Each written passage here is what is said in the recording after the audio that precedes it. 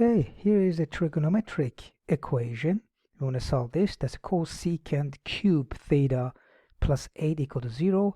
We want to find all the values of theta between 0 and 2 pi.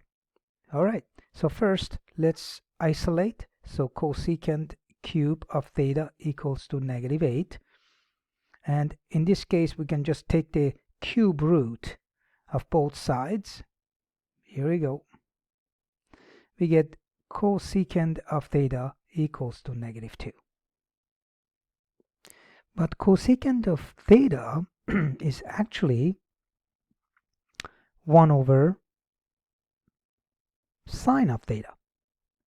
So sine theta is 1 over -2. Which quadrants sine of the angle is negative? Well, quadrant 3 and 4. Excellent. The next value that we need to know is the reference angle. The reference angle is pi over 6, because 1/2 is pi over 6, or 30 degrees if you want to look at the degrees in terms of radians. All right, so pi over 6 is the reference angle.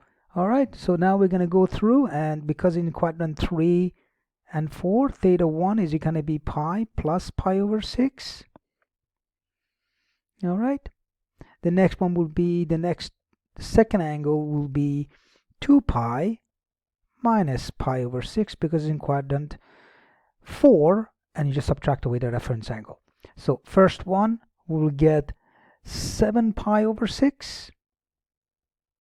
And the next one, theta 2, will be 12 pi over 6 minus pi over 6, which is 11 pi over 6. So these are your two angles.